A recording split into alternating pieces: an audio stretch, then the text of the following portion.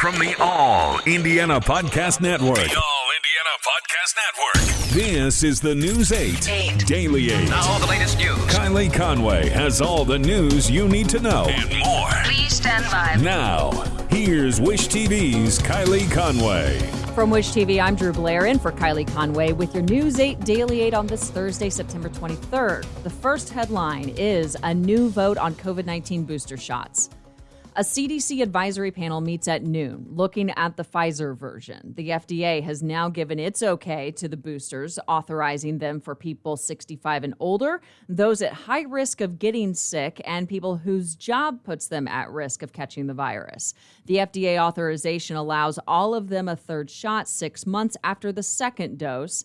The CDC will ultimately decide whether to use that FDA okay and actually make it happen. The CDC announced good news if you're concerned about the side effects of a third dose.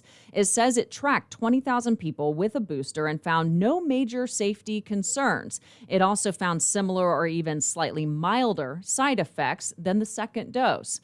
Pfizer is the only booster on the table today since it has the best long-term effectiveness data. USA Today reports some advisory committee officials are concerned that the Pfizer, if it gets the thumbs up, people will line up for that booster even though they had the Johnson & Johnson or Moderna shots. These vaccines have not been tested in combination, so you're discouraged from vaccine switching. Students are calling for more cameras at IUPUI to catch or prevent crimes like a sexual assault reported in a residence hall stairwell. About 50 students gathered for a rally in the rain yesterday. They called for more surveillance in campus buildings and a universal alert system that would go to all students and staff without requiring a sign-up. In response, the university released a statement that says, in part, any instance of sexual assault on our campus is one too many. We appreciate our students calling attention to these most recent incidents.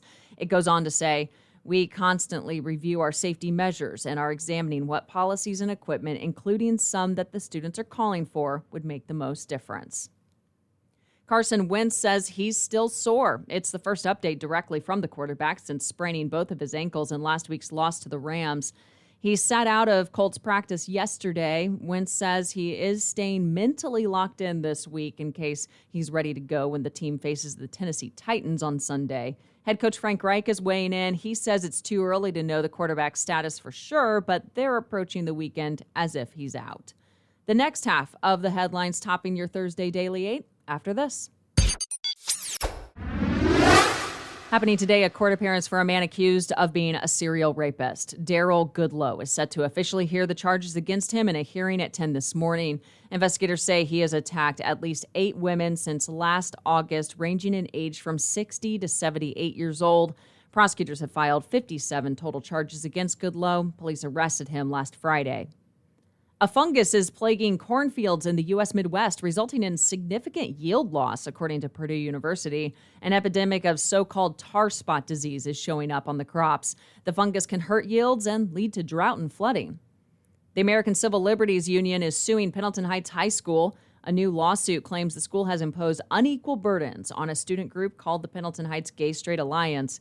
The ACLU says the school does not let the group publicize its existence on school bulletin boards or on the school's radio station, while other groups are allowed to do so.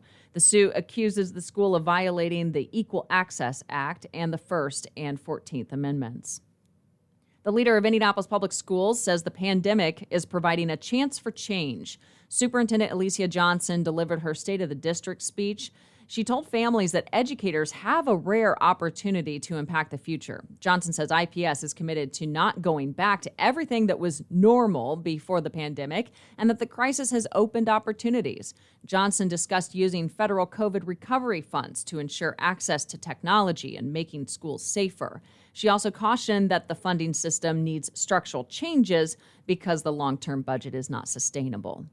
This has been your News 8 Daily 8. From Wish TV, I'm Drew Blair, online at wishtv.com, and follow us on Facebook when you search Wish TV. Check out more podcasts from the All Indiana Podcast Network now at allindianapodcastnetwork.com. allindianapodcastnetwork.com.